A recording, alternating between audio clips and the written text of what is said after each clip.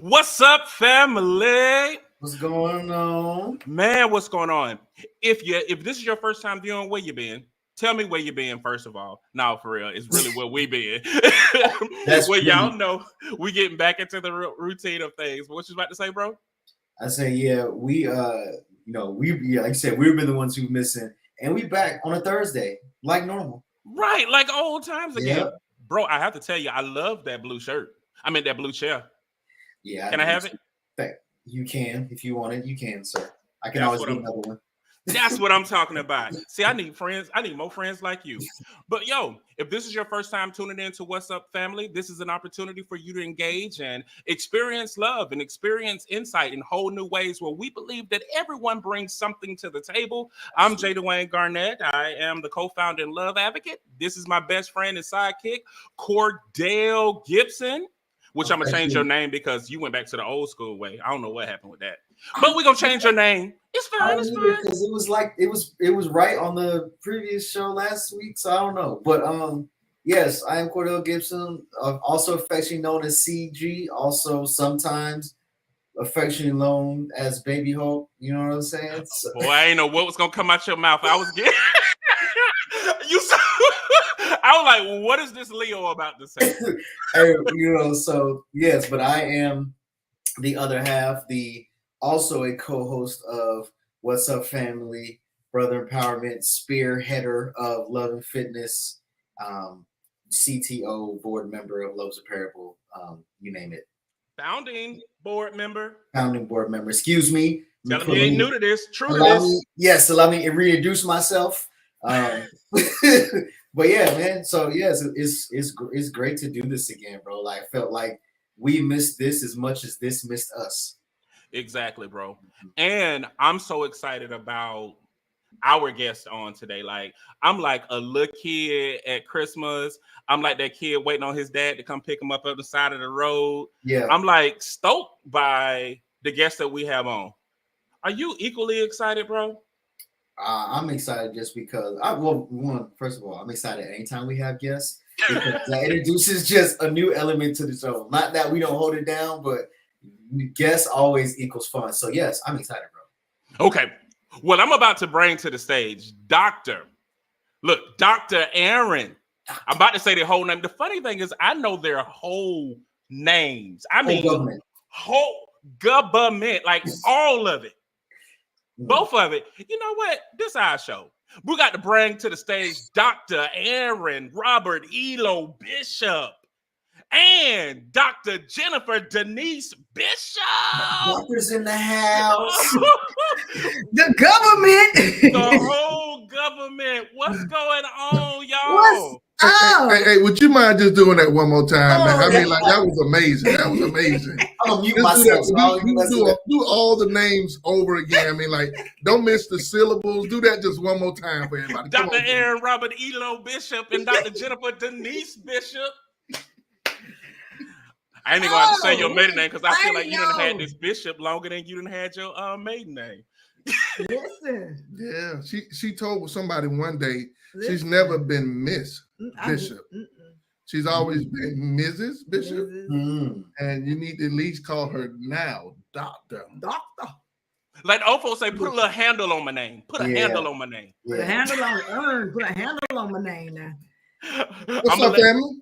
Nothing much. I'm gonna let Cordell go backstage for a second, do what he need to do, and he'll be back. But right now we're gonna talk because Dr. Aaron Bishop and Dr. Jennifer Bishop, this is your opportunity to introduce yourself and tell the people who you are, who you is, who you be, and all that wonderful stuff. Well, listen, we are the doctors, and we are college sweethearts. We are community leaders, entrepreneurs. We are philanthropists. We are faith leaders. We are the proud parents of a 6'4", 195-pound ninth grader who plays football and baseball varsity. We are we're just out here doing our thing, man. We're doing what God leads us to do.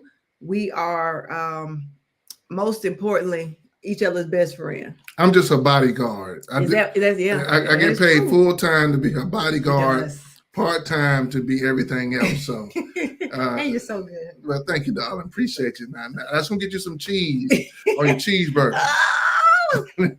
But let me tell you, this is my soulmate, my playmate, my schoolmate, my checkmate, everything.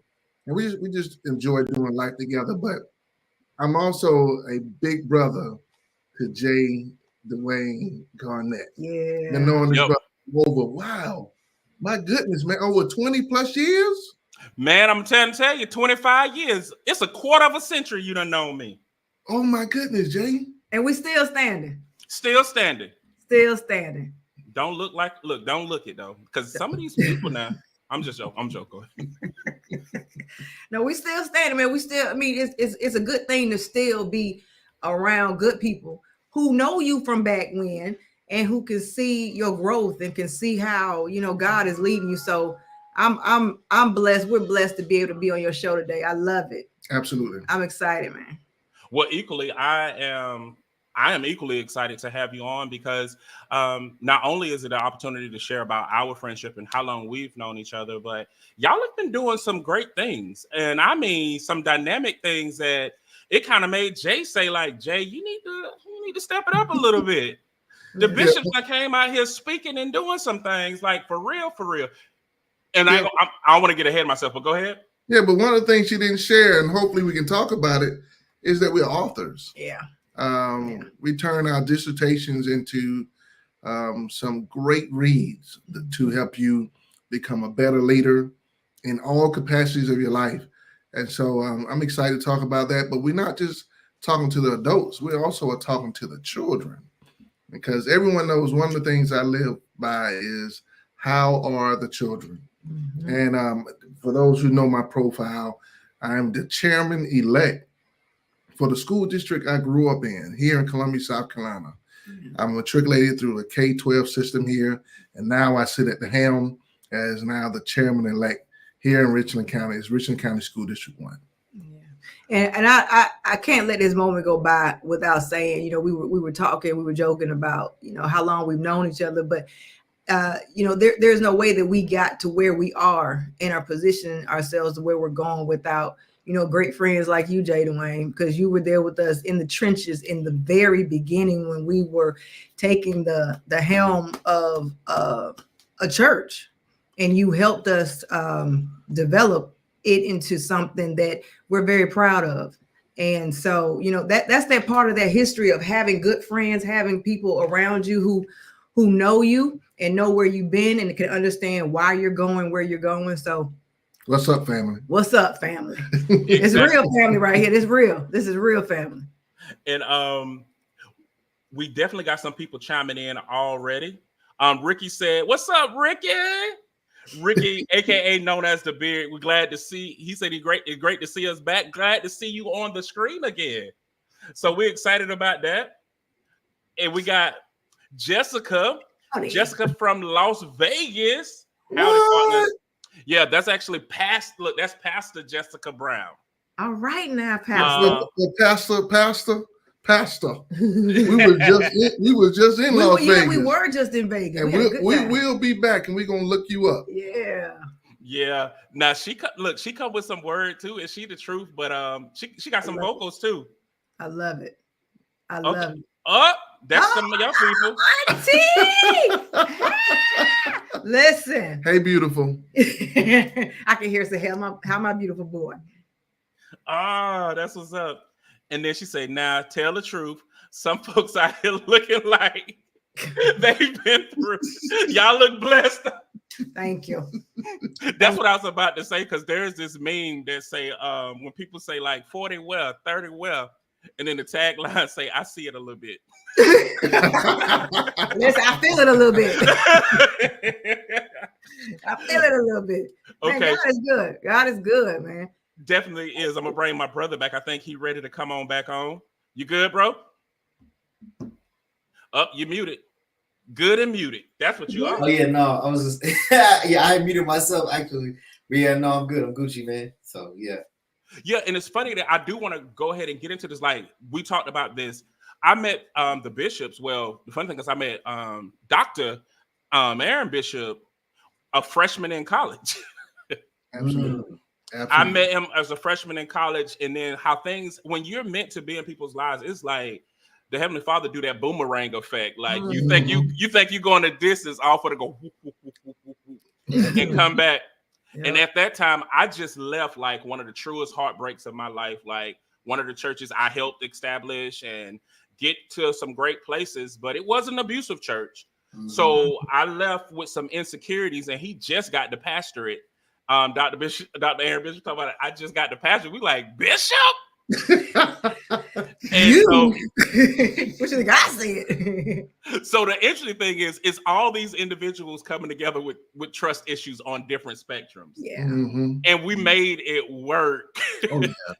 And that's the thing that I think people, like everybody who talk about, Jay, how did you get here? If I didn't get an opportunity to heal at you guys' ministry, you guys wouldn't reap a lot of the things that y'all have now, because I learned a lot and I healed a lot at Grace, and I'm grateful for that. Amen, brother. Amen. To God be the glory. Yeah. Amen. Yes. So you ready to get into this first question? Cordell, I'm gonna let you ask it. You ready? Yeah. Being transformative leaders, can you share a specific instance where you had to audaciously and relentlessly overcome significant obstacles together, and how your efforts led to positive change? Wow. So I'll start with this, and this can help jog our memories as to what really this does, is that we met as student athletes at Savannah State University. So we've been together since I was a freshman, he was a sophomore. So, and we've been married going on now. And for those who are asking, yes, she did do my homework, okay? Oh, that's how they got their doctorate.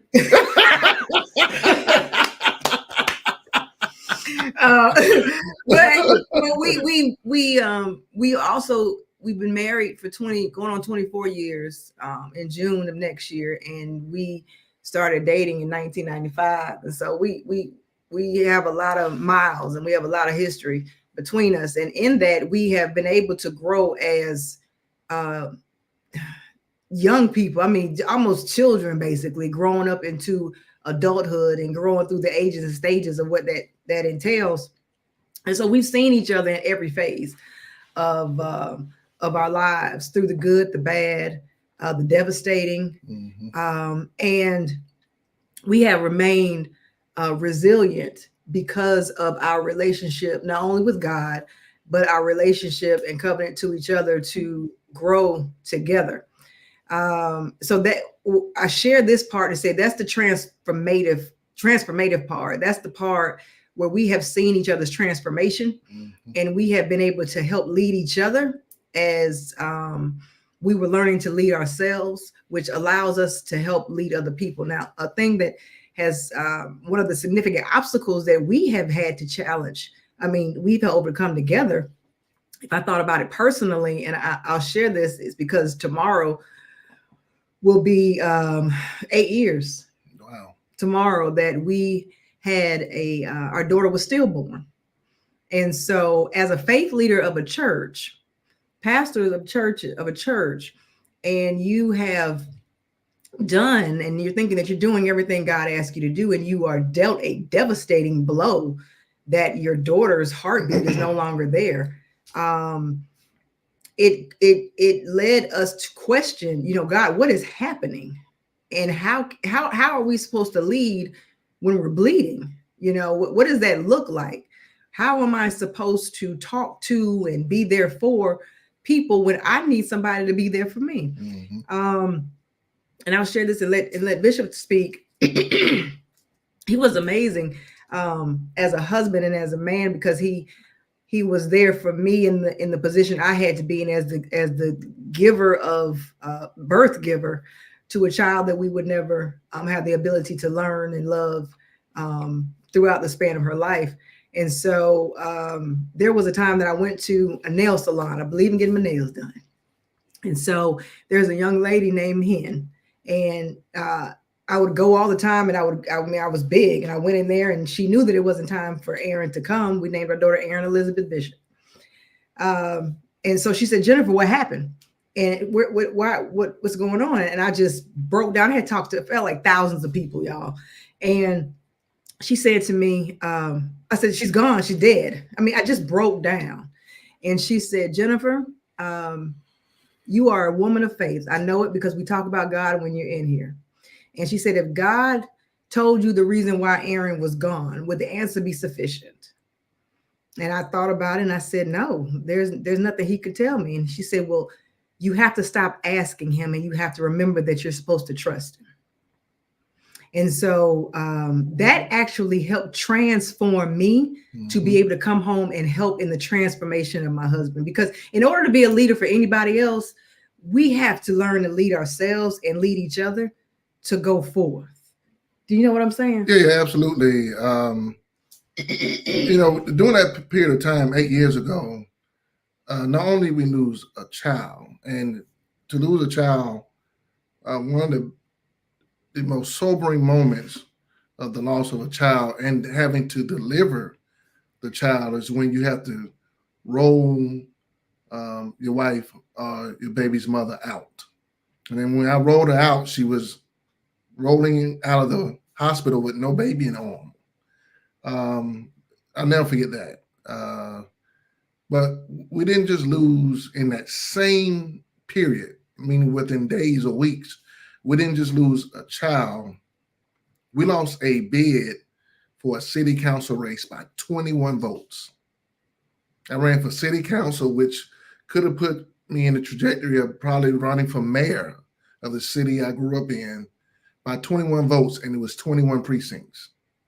That means one vote per precinct in like a 15,000 vote race. That's a lot to lose. And I lost a 6-figure job. All within the span. All within 2 weeks. Yeah. I could have disintegrated. But,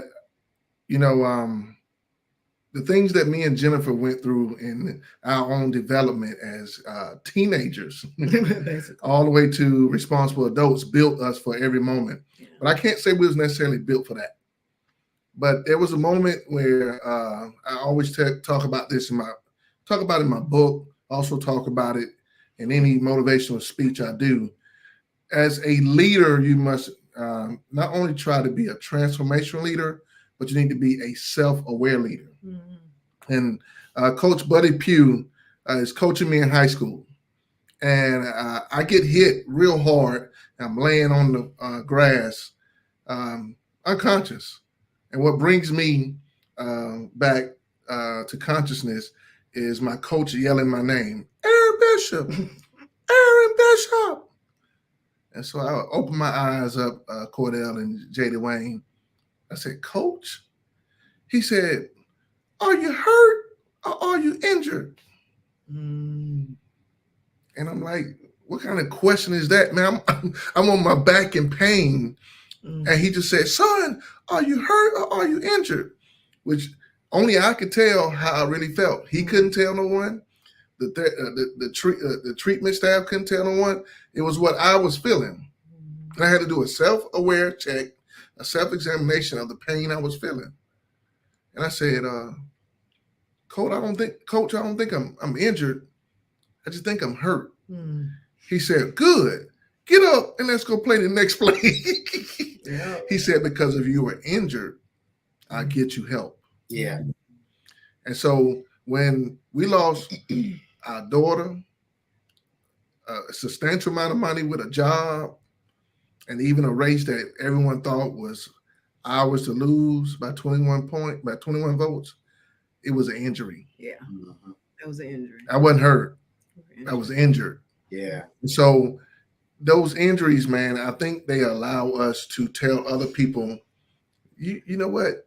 I'm hearing you, and the way you're lashing out, the way you're under functioning and underperforming, you're not hurt by your past, you're injured. Uh-huh. And so there are times when we coach people up. We tell people what kind of treatment they really need. Mm-hmm. Because if you're injured, get the help and then get back in the game. Yeah. But it may not be the season you need to be on the field or in your occupation or in your position. Because I couldn't pastor during that time. Yeah. I couldn't go to the church and preach through that pain. I had to tell people, I need a couple of weeks. Right. I need a moment, because I would have spoke out of my injury. When you need to be speaking out of your healing. And that's what transformation does. It transforms people to become better. And you don't transform people to be worse. You transform them to be better. Like, how you transition after that? I don't even know what to say. Yeah, it's like, we don't have any more questions. Thanks. You hit them all.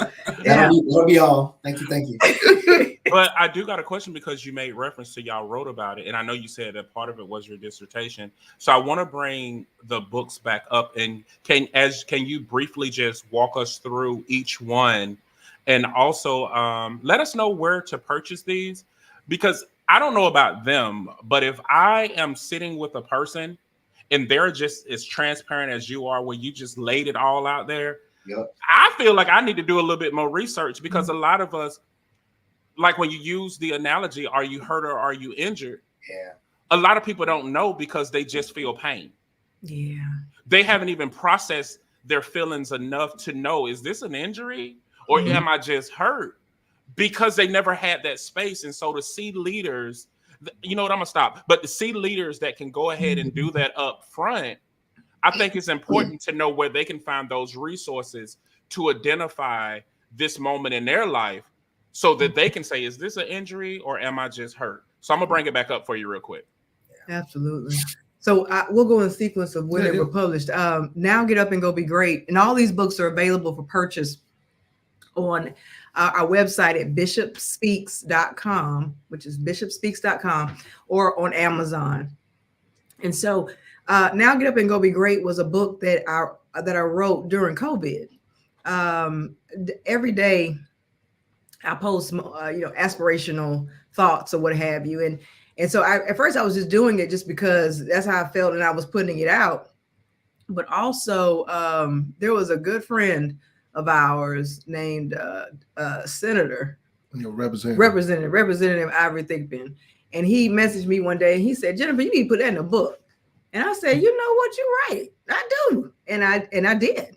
And so Now Get Up and Go Be Great are affirmations that talk about the different phases or the different things that a person might feel, and just a quick quib of, something that will just get you through it or get you over it.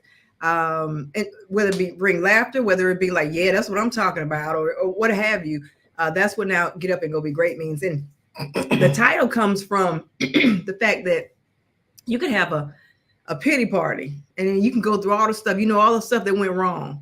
But after that, now you have to get up and go be great. Don't stay down. Now we have to get up and we have to pursue whatever we need. And so having the courage and the confidence to do that. And then Bishop. So my book is called For Such a Time as This. And if you are a man of faith, a woman of faith, someone who follows the story of Esther, these are the words that her uncle Mordecai said to her about her own destiny. And so it's not necessarily a commentary of the book of Esther, but it has the backbone and in the bones of Esther and her story. And so it begins with every leader's desire to really know what they were called to the kingdom to do, or what you were assigned to do. Why do you exist in this space of leadership? And it goes back to what I was talking about, being a self-aware leader. And it takes you through 10 chapters and 10 things that every leader should do, because as you hear my profile, I'm a leader in 4 different capacities. I'm a leader of faith as a pastor of a church, Grace Christian Church here in Columbia. Then I'm also I'm not a faith leader, but an elected official as a commissioner for public education with Richland School District 1. But also in that same capacity, I'm an educational leader. So those 3 are coupled with the last one, which is a business owner. And every time I would go to each one of those industries or sectors, it was just preachers talking to preachers. It was just educators talking to educators. It was elected officials talking to elected officials, and business leaders only talking to business leaders. And I was like, where's the space for the people who sit in the capacity of multiple responsibilities. And so I want to make sure that I did study that through my dissertation, which was on the role and responsibility of transformational leaders to create public-private partnerships to impact the lives of impoverished youth. Because the school system can't just fix the issue that is dealing with children. The church can't pray it away. The elected official can't policy or govern it away. And then the business leaders don't know what to do and where to put their money. So where is that meeting place?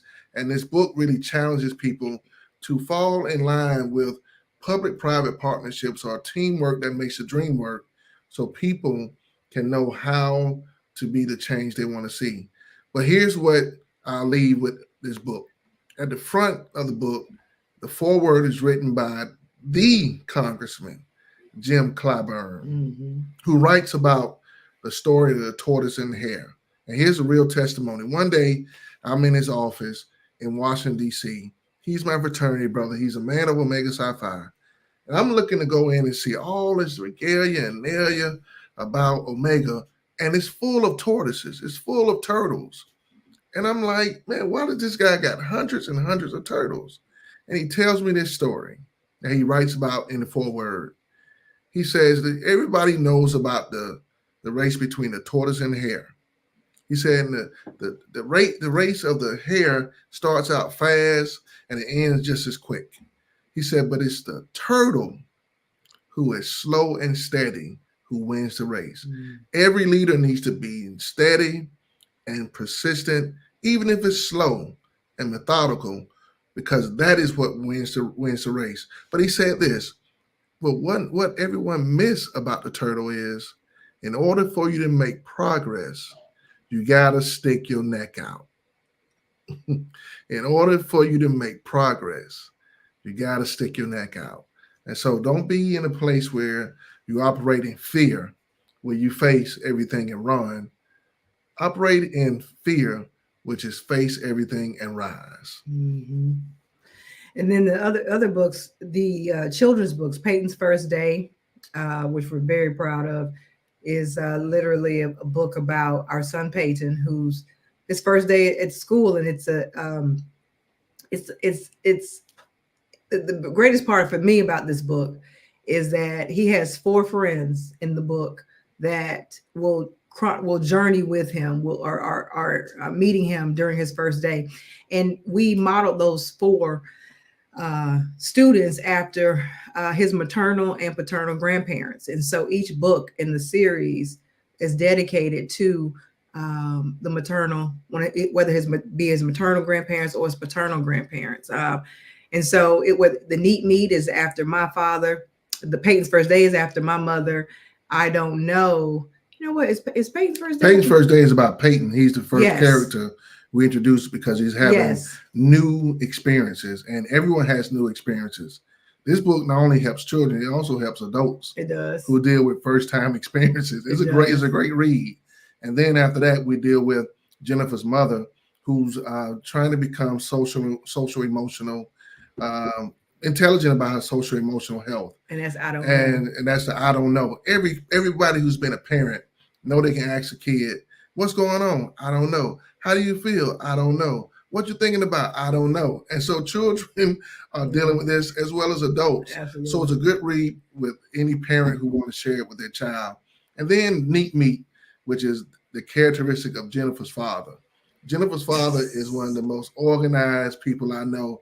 And somehow I believe as a child, he had to learn that. And so you train up a child in the way you want them to go. And so Neat Meat challenges children to become very organized and neat, right, at an early age. And then the other 2 books are being crafted right now, which talks about my mother and my father. But it speaks to the fact that Peyton, who is our child, is being influenced by his village because it takes a village to raise a child. And then with Neat Meat and I don't know, in the future books, we made Peyton an author. Peyton made himself an author. And so he is now a published author of 2 books and soon to be a few more. And then lastly, my latest book, which is Next Is Now, and actually it's 2 books. One is a workbook, which you see on the screen. And then the other is the original book, Next is Now, is dealing with the overdose of doubt. And it talks about and deals with imposter syndrome. It talks about and deals with that feeling that we have, that we know what we know, but there are parts of us that are still uncertain, that if people really found out how much I didn't know of what I thought I knew, would that reduce me and so forth. And so it's about stepping outside of your comfort zone and pursuing what you have and what you know to be right, what you know to be true about yourself, and going forward. It's titled Next is Now as a follow-up for Now Get Up and Go Be Great, because now is right now. If you want to do anything, this is the opportunity to do it. And so we have to overcome all of the baggage that we think that we have. We have to overcome all of the obstacles and insecurities that we think that we have or that will overshadow us. And we have to go for what we know right now. Imposter syndrome is real. Children have it, adults have it. It's not something that we're taught to outgrow. So we have to have a courageous conversation about how we deal with it and move on from it, so we're courageous. And the last thing I'll say is, through all of this, we established a publishing company because we wanted, we wanted to be able to tell our own story at our own pace. We wanted to be able to control our narrative. And once you recognize that you have the ability to do something, and this is stepping outside of our comfort zone, we took the control of the helms and we made it happen. So we're going to help other persons become published authors and get over their parts of imposter syndrome and what people think they can't do, so that it's shown and known that you can. And so where do you find this? Easily, BishopSpeaks.com. BishopSpeaks.com. That allows us to put Hancock on the front pages, the front cover, the inside cover. What I'm trying to say, Jennifer? Get autographed copy. Get an autographed copy. That's right. I missed all that, man. I had talked so much to it, just jumbled up. But go there, or if you want to just get some Amazon points, go to Amazon.com and look up these titles. Awesome. So look, we got some people that came in. John Hunter Guest, the photographer and videographer. He was praising it for the word that you gave earlier. Jessica yes, come on, Pastor Jessica. Invite us out to Las Vegas, Pastor. And that's the question. Are you hurt or are you injured? Yeah. What's going on, bro? He's talking about that's so true. He prays and he salute. What's going on? And then, she came back with that's nice. So what I'm hearing is a lot of dope things that are going on. And it's funny because you started off with that story about 8 years ago you were injured. But it seemed like you dealt with one birth that you expected, but you also were creating other births that you weren't expecting. Yeah, that's absolutely true. Yeah. And it's like, so how do you deal with those traits? Because being public figures, I think that's one thing that we all can kind of deal with. Me going through my divorce, very public. We both were, served on the board, all of those things. And just like it hit the public, it hit me, like personally, like I don't know. Yeah. But I found that when we go through challenges as public figures, and first of all, Dr. Aaron, like, man, I know where you came from. Like, for people that don't know, he was my dorm director, or one of the dorm directors. This guy went from a dorm director to a public figure. Yes. That's leading things. Like, we ain't talking about somebody just promoted within a company, which he did that too, but he transitioned and changed in so many different areas in what seems to be a short amount of time, but these were significant steps that you made. And I don't want somebody just watching this to think like this thing just happened. It kind of happened, but you was baptized and drug a little bit as you went. Like, get up, come on, let's go to the next. Get up, come on, right now, let's go. Like, let's go. So I want people to know, like, this just didn't happen. This was years and years in the making. But being public figures, you can't bleed publicly, you can't hurt publicly, you can't do any of that. And I think that sometimes that stalls the healing, because you can't have those moments like how Dr. Jen said about just breaking down and crying. Yeah. Because you're responsible for people's salvation, people's faith, people's direction, people's motivation. You lead in organizations, and y'all were leading organizations and had workers, employees, had all of those things. And I don't think people realize that you had to persevere through that to get to a place of healing, and even lead while partially broken or had some infection that you had to deal with. And I don't think they understand all of the stuff that you said just in that moment. And I want people to take a minute to say, like, this is why sometimes when you go to people, like for me, when I go to people about business decisions, or I go to people about any type of mentorship, I need somebody that's been through some things. I'm not saying everybody has to go through stuff. I'm not saying that, but I'm just saying, but when you've been through something, you came out on the other side. That's what I need, because some people ain't been through nothing, give sound advice, but as soon as they go through something, we don't see them anymore. Listen, first off, that infected part, man, and the parts to deal with an infection of having to take, whether it be a spiritual antibiotic, just the cleansing of it, it's so much that we can talk about right there. But I'm gonna share this. I was speaking with somebody yesterday, a couple of days ago. And I said, I am a way different woman today than I was even 18 months ago, 2 years ago, because I'm rested and restored.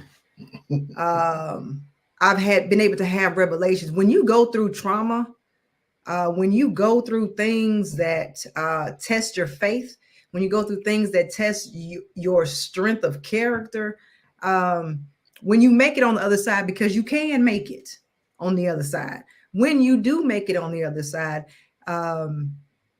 you will come out changed. And the point of it is to come out a different person, because there's no way that you transform into the next person without going through the past person. That's the growth in you. That's just a part of the journey.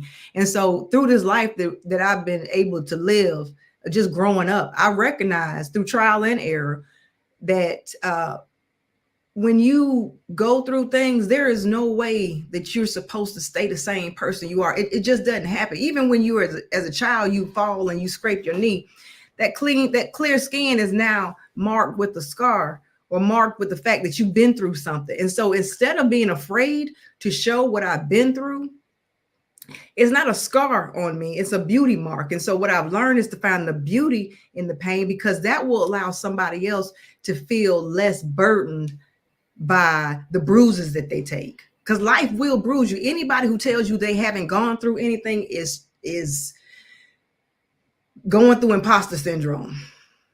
It's a problem of having to break through some barriers. It is difficult to go through things publicly. It's difficult to show your wounds. But the fact of the matter is, if you don't, what would be the person? What's the purpose of you going through it? You've got to find the purpose in why you're sustaining these blows and still standing. That tells me that you're strong enough for it. And so maybe what you're going through is not for you, it's for somebody else who's watching you, to see how resilient you are, to let them know that they can also withstand. Because Jay Dwayne, this is the perfect segue. You know the history of Aaron Bishop, you know the history of Jennifer Bishop. So for you to know where we come from, of him working as a dorm director, me not having a job, I'm sitting in the dorm playing Sims trying to find a job, to going to the place where God is being able to elevate us, you know that there had to be not only God on our side, but there's a journey that took place in it, and there's some growth pockets that happened. And I think the fact that you know it and you saw it, you were a witness of it, you helped it, helping us to get to where we're going, shows that, you know what, you can't do this thing called life by yourself. You're not supposed to. And being able to have people who are trusted, who have your best interests at heart walk beside you, sometimes they're gonna have to stay silent. They'll just be there to catch you if you fall. Sometimes there will be people who are supposed to talk to you through it, and God knows what season those people are in. But we can't deny that those people need to be there. And there also will be a time where some of the things that you are going through, there are people who are just supposed to sit in the audience, and they're just supposed to watch, because one day they're going to need to pull back on the fact that they saw how that person was able to make it through, and how that person was able to say, even though I've been here, watch me go there, and you can do it too. Amen. Amen. Yep. Yes, Lord. Yeah. Listen. Do you want to do the collection plate by way of cash out? Givelify. Wire. A couple dollars. You know. Yeah. Go ahead. No. I'm serious. If you don't, and I told him when he talked about becoming, leading the church, I believe you just, I lead differently. I'm not ashamed or afraid to show you what was happening or what I'm going through. Now, I do also recognize that everybody can't handle the weight of what I'm carrying. And so everybody may not need to be able to see. Somebody may need sunglasses. You can't handle all this light coming. Somebody may need to have on bifocal so you can see exactly what's going on in there. And so there's filters, but you know what? God told me to lead this way. God told me to show and expose what I needed to for the people that he needed. Now, when we lost our daughter, I shared this, and I'm going to shut up. It's one of my closings. That's one of the things we say. So after we lost her, I did not realize how many people needed my experience that I just had 24 hours prior. Immediately, I started getting phone calls. Jennifer, can you talk to this person who just lost her child, who's going through this right now? It wasn't even a healing period before God was saying, I let you survive this. Now go help somebody else survive. But guess what? I was able to do it. Wow. And guess what? I had other people who were calling me saying, I've been through it. This is what we're going to do together. Mm-hmm. I think we were saved to be able to do this stuff. Saved to serve. Yeah. So let me tell you something we did amazing with the church. And that was the teamwork of my leadership, Jennifer's leadership, and Dwayne's mentorship. What's his name? Did I say Jermaine? Jay Dwayne. No, you said Joanne. I said Jay Dwayne. It's been moving since 5:30 this morning, and at some point in time, it got to rest. But I'm gonna do this for my brother. It's fine. You call me Joanne. That's his new name. I'm gonna change his contact as soon as the show is over. Joanne. I'm trying to take y'all to church, man. I'm trying to take y'all to church. Can we have a revival real quick? Come on, Joanne. Let's go to church. Joanne, come on. Let's go. So watch this. We got it. When we were developing leaders because we were structuring for increase. Yeah. We were believing people were coming because we were praying over the pews. Remember them days, Jay Dwayne? We were praying that people were coming. But the training and development of leaders was under this thing called the shield of faith. And anybody read the Bible in Ephesians, the 6th chapter, Paul has his revelation about the whole armor of God.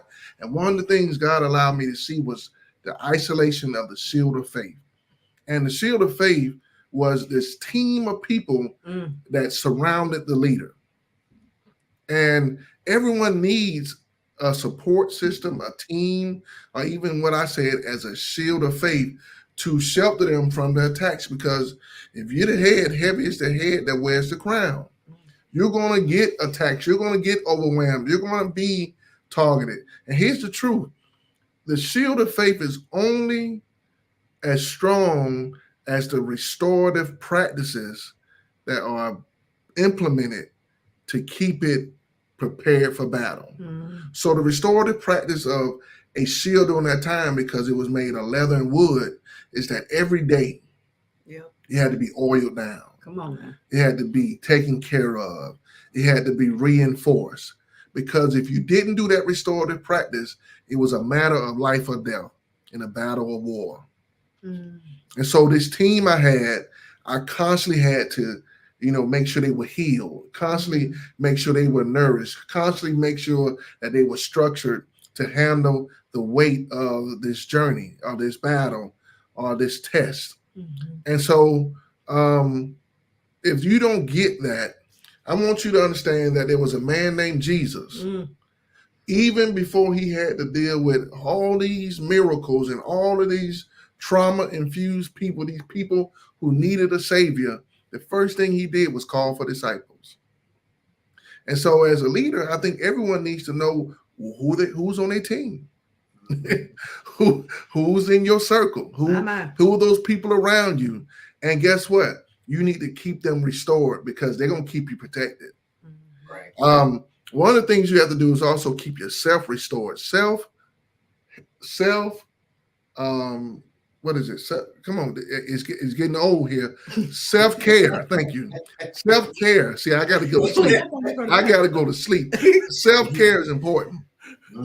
Let me tell you one of the things I practice, and Jennifer knows I teach this all the time.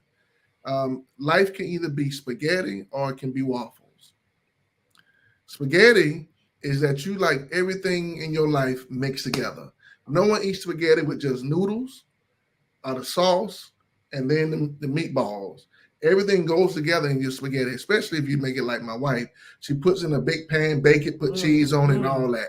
It's just all together. But if you eat waffles, you know that if you can pour syrup in one compartment, it necessarily doesn't bleed over to others. Right. Unless you make it go over there. And so in life, I had to learn to compartmentalize things. I do this with my family. I do this with my church. I do this with my school district. And I try to keep them in their own compartments, because if not, when it bleeds over, I get overwhelmed. And so my team of people who are around me, they know how to help me in each one of those compartments. So those are the things we had to do while leading. We had to learn whether we were waffles or whether we were spaghetti. Because anytime we were spaghetti, it got messy. Yeah. It got kind of out of control. It was too much. But that's the story of also Jesus. When Jesus was overwhelmed or he felt someone that was so full of trauma that when they touched him, he said, "Who touched me?" Like who impacted me that much with their weight of issues, their weight of pain, their weight of sorrow, that I need to take care of this. But after that, I got to restore. Yes, right. I got to go rest and relax and get my stuff together before I do anything else. And it's those shield of faith, that team of people who will say, hey, you done a lot. Go take a break. Go take a vacation. Go walk a mile. Go to the gym. Go rest at home and read a book. Watch a funny movie or a story. These are the things we had to do to keep us preserved, to do all this for the last 20, how many years, baby? Been a minute. It's been a minute. It ain't been overnight. No. I was born at night, not last night. So it's been a lot. But I'll tell you this, last story. She had her closing, I had my closing. My mentor, Vince Ford, I was going to see him one day because I was overwhelmed. And I went to his office. It was high up in the building. I said, "Vince, man, I need some help. I need some guidance." He said, "Stop where you are. Don't go another step." And I was at the door, and it was in his office.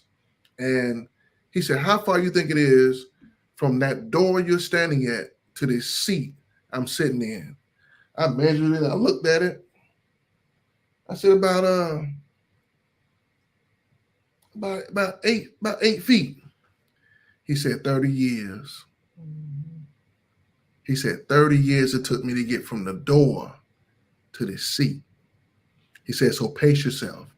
I don't know what you're overwhelmed with, but where you're trying to go in life, it's not going to happen in a matter of steps. It's going to take a series of attempts and failures, successes and setbacks, but you will get there. Yeah. So we got here, but I promise you, it wasn't no 8 feet. it was a lot of nights where we had to stay up late. Yeah. And a lot of nights we had to get up early.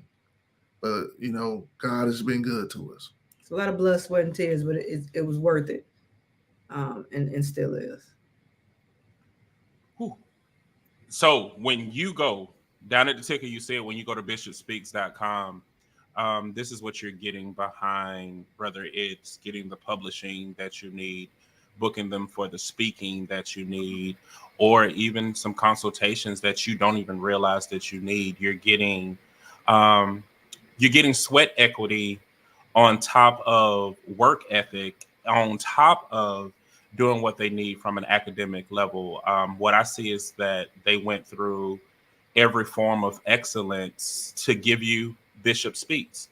They went through every form of excellence to give you this. I mean, they went through the street. You know what I'm saying? They got the street cred. Yep. The street drug him, brought him up, raised him, did all of that. And I know where he grew up. So that's another thing. That was my first apartment was. But street cred, academic cred. You see what I'm saying? Work ethic, parenthood. And now even in the political arena, they're giving all of that to you guys and they're accessible. Most of the time, people will tell you, call their agent, call this or do that. But they're available for you. Even at that, I love how the late, great Vince Ford said that. But even at that moment, how he's still living through you now, you could have easily said, let my assistant handle this. But you guys chose to be available and still choose to be available that somebody can reach to that next level. Mm-hmm. Like a lot of people don't realize this. We got some people that's on. My sister Tara on. Hey, big sis, what's going on? She is another one of the founding board members of Love is a Parable. She is kicking cancer's butt and taking names right now. And I love her. She helps us out so much. Thank you for taking time to tune in. Love you, sis. Yep, love you, sis. Love you. Jessica said proximity protects our perspective. Very few folks have an all access pass to me, and it's intentional. Yes, Lord. It's wisdom, Jessica. That is absolute wisdom. Preach. Erica tuning in from LinkedIn. Hey, she said, hi, Mr. and Mrs. Bishop. It is okay to pass on the leadership position involved in the church if it becomes too overwhelming. Oh, listen, is it okay? Yeah. So, great question, Erica. And the answer is yes, with the right people in place and right processes and protocols in place.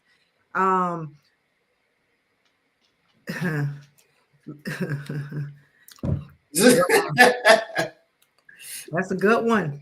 That's a good one because it's personal, Erica, and I'll share why it's personal. We are coming off of a sabbatical. We had just finished our doctorates. Aaron's mom had just passed away. And what was the third one? We lived through a pandemic. We were coming off the pandemic with pastoring. Yeah, that was tough for a lot of people who had to get in front of a screen instead of a sanctuary and preach every week. Mm-hmm. That was the most difficult time in ministry and trying to keep people engaged. And then I was a chairman of a school district doing some very rough times politically because people were trying to get children back in the schools, but we didn't know what to do with the mask mandate. Mm-hmm. People were saying we don't need masks. We was like, yeah, you need masks. It was a very stressful time, but I'm gonna let you finish up your thoughts, and then I'll speak to with all of those things going on. You have to assess. We personally have a child at that time that was trying to adjust to being at home during the pandemic. And transitioning from elementary school to middle school, it was a lot. And so we made the decision to take a sabbatical. A sabbatical is when you're allowing yourself to reset. You're allowing yourself to be able to find restoration. You're allowing yourself to get to a place. And in doing that, there are protocols and processes that you need to put in place to make sure that what you are stepping back from, somebody is prepared to step up to. So anytime you feel that you're overwhelmed, that is what I believe stress is, what I believe anxiety is, what I believe imposter syndrome is, it's your body saying that you're allergic to something that's around you. And if you start feeling these things, if you start feeling this tension and so forth, it's time for you to recognize the same way if an insect bit you and you swole up, or if you ate some shrimp and you have a seafood allergy, you have an allergy to something in your environment that is making you feel a type of way that is causing you to feel overwhelmed. It behooves you to recognize what that is and deal with it accordingly, so that your body, your spirit, your mind, your emotional stability can withstand. And in doing that, you just make sure that you're taking the right medicine. That's why I love what you said earlier, Jay, infection, and you need an antibiotic. You need to recognize what is around you that's causing you to feel a certain way and address it. But you address it with the right specialist. You address it with the right people around you, so that when you return or when you get back to restoration, when you're filled back up, that everything is the way it's supposed to be. And it goes back to that example of, are you hurt or you injured? So let's dissect your question real quick, Erica. Let's remove the word church, because people often talk about being church hurt, right? Let's switch the word church out for the body of Christ. When you are in a position, or you have to pass on a leader position involving the body of Christ, and it's becoming overcompensating, it's overwhelming, you're doing too much, and you're not having this balance in your life. And so when I say, are you hurt, are you injured? That's when I had to literally examine what was going on with me. So you have to ask yourself, why do you feel overwhelmed?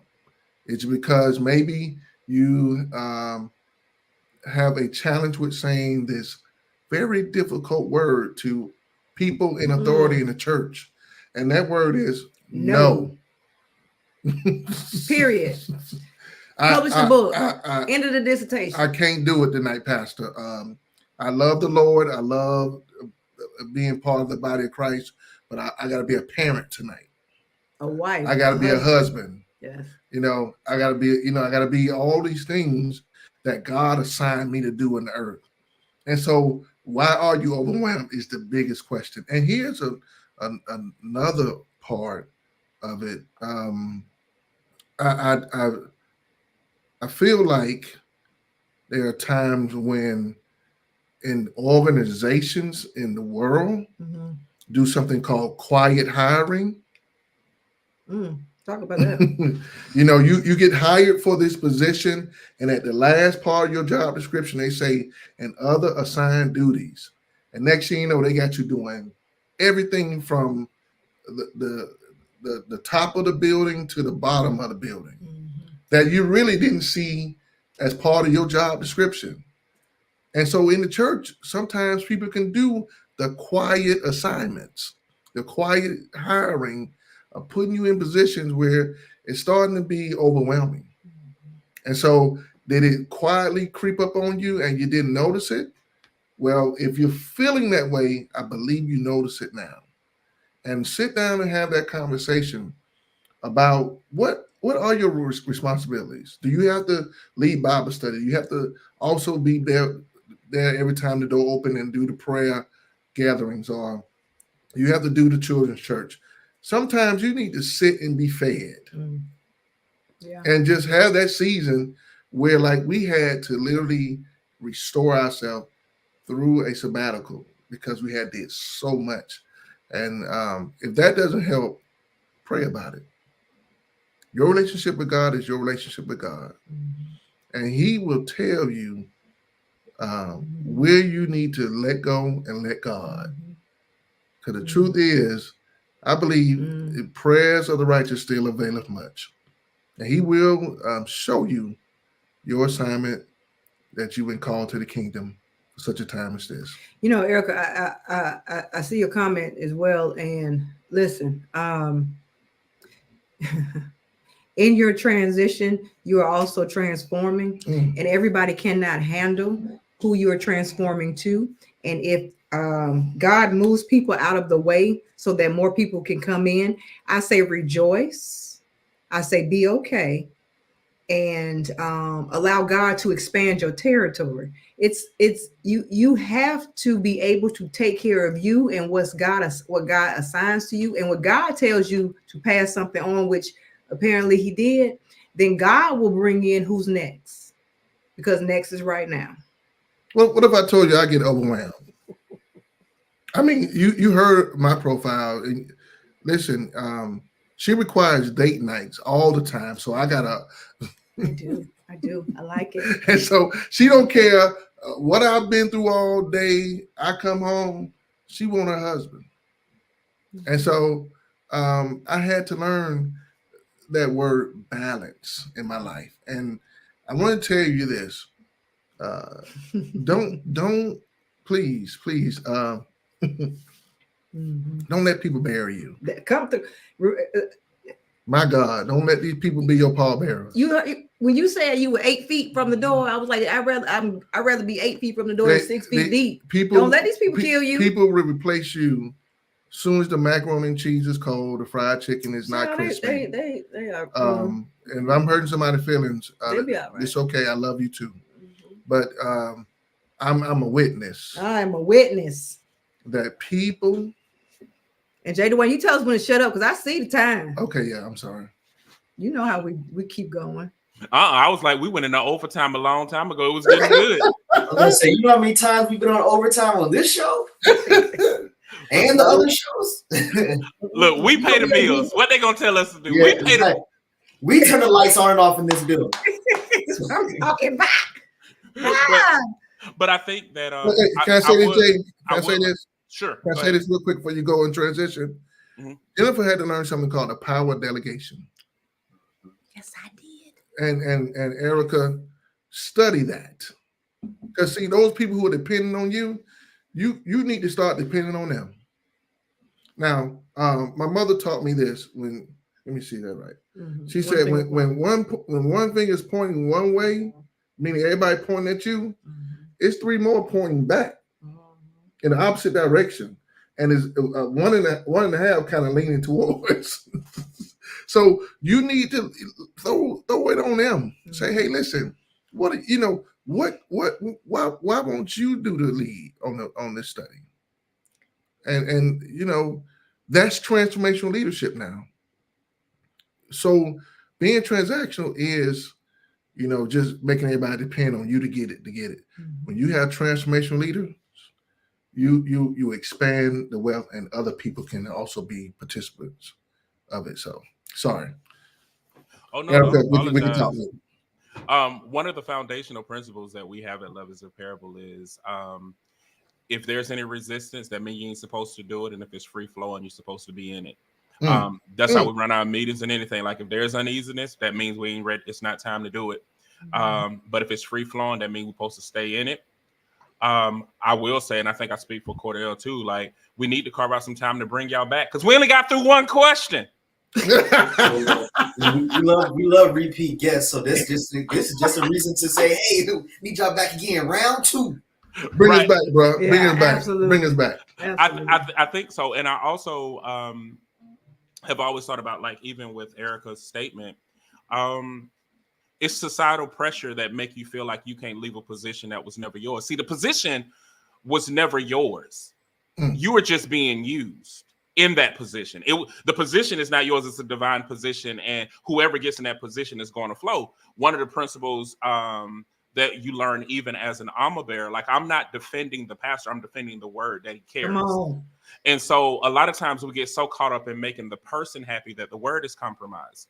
And so the same thing happens in these positions. Never think it's your position. It's not your position. It's your disposition, meaning I need to be in a place where I can receive that so I can flow.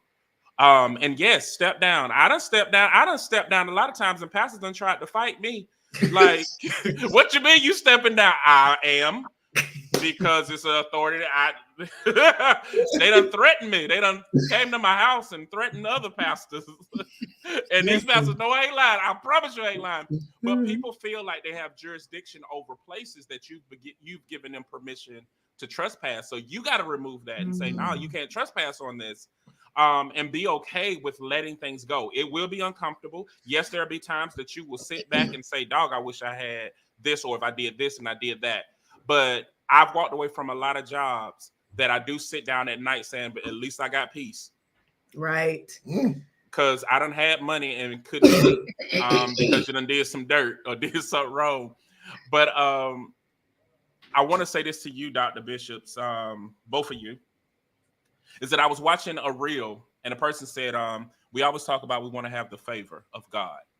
And they act like the favor of God is so glamorous. But when you think about it, the favor of God is not all glamorous. It's not just the blessings, like the material blessings. It's not the good things. It's not always, oh, I'm going to find the right parking, or I'm going to be elevated to this position. I'm going to be doing this and I'm going to be doing that. She was like, the favor of God is really that he trusts you to always do the best.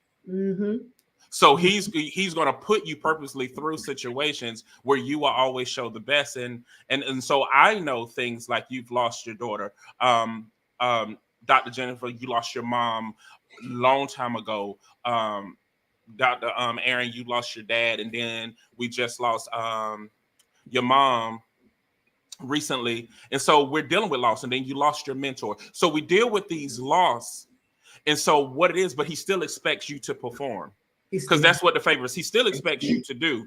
And so even though you started BishopSpeaks, he still expects you to perform your best, even for other people, even when you're going through, because that is the favor that is upon you. And those are the things that you're just going to do.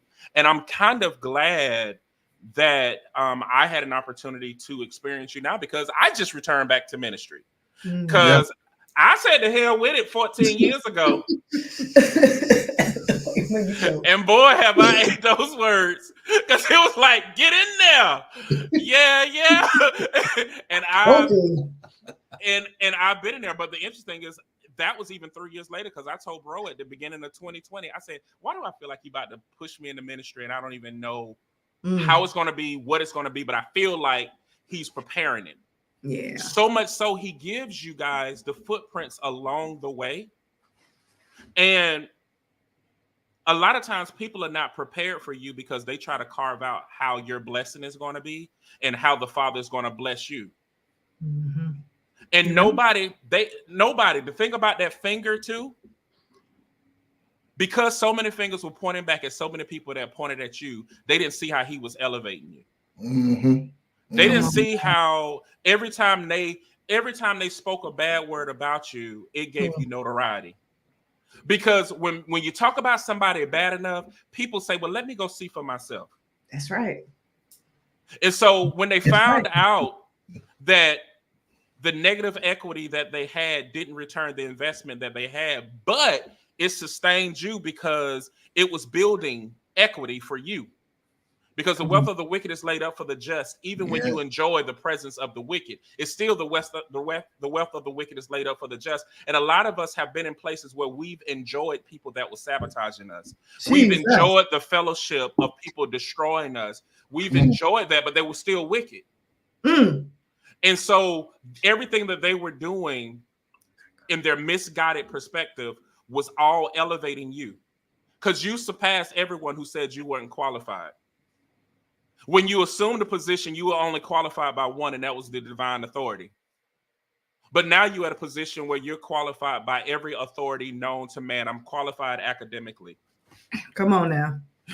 I'm qualified through experience. You know what I'm saying? Now. I'm qualified now. I still have the divine authority, and everything that you tried to take away from me, all it's going to do is produce a greater harvest. Amen. Because you're helping me spread the seeds. So I'm so grateful that you all are here, and I'm so grateful that you are able to pour into my life, and I'm excited. And guys, if you want to experience them until we schedule them again, I encourage you to go over to BishopSpeaks.com and you spend time with them. Get some of those books that they've already poured into, because I'm one of them people that I hate that. Don't go asking a person something that they already wrote about. Read that book and then ask them something new. Be like, I was reading your book. Read the book. Because that's what I do. Like when people come to me, I'm like, the first thing you need to do is get these 2 training manuals. Did you sign up for the love advocacy training? Right? It's so many things that people do because every idle word will be judged by, and that's me repeating my words. I'm not going to waste my words on that, and I don't want them to. So go over to Bishop Speaks, get the books, set up an appointment, see what you need, because there may be books inside of you. Erica, who's a phenomenal Afro-Latina with Costa Rican and Panamanian roots, started her own business. The Father has definitely called her to do some great things, and she needs to be around people that see where she's going and not where she's been. And I think that you guys need to really make it over there and get you a book, make you a consultation, set up with Bishop Speaks. If you like the things that Jay and Cordell have been doing, we are an extension of them because they sold into us many years ago when I was hurting. I was really hurting. I was really hurting. And I had trust issues. So we definitely need to do what we need to do and do your due diligence. Follow, subscribe, go back and look. They even got some old podcasts that you can go check out too. Just spend some time at BishopSpeaks.com before you just go out there and immediately reach out to them. Spend some time, see what they already have, and then set up what you need to do accordingly. Brother, you want to say anything before we go out? We in overtime, a quarter after. Everything has already been said. I've been sitting here. It's like watching a movie. I just need popcorn. But I'm at a TED Talk movie. But no, I really just appreciate being on here with y'all. And this has been amazing. So like I said, I can't wait for round 2. So yeah, this has been great. Thanks for having us. Hey, and let me tell you, both of you brothers, something, man. I've witnessed your growth. I remember when you first started with him, Cordell. Yeah, doing brother empowerment. Yeah. Yeah, man. Yeah, I remember. And Jay Dwayne, you are a gift. That he is. You are a gift. And we value you. We love you. You never switched up on us. Never. And you always answer the call. And so we'll be here when y'all call us to come back. And we enjoyed this, man. We needed this. We've been ripping and running and doing a lot. This gave us a little moment because tomorrow, we kind of relive the moment, not in a place of hurt, but in the understanding that God is still sovereign. Yeah. He is the supreme power of all of our lives. So thank you for allowing us to empower other people through the power of God in our lives. And BishopSpeaks.com, everyone, please check it out.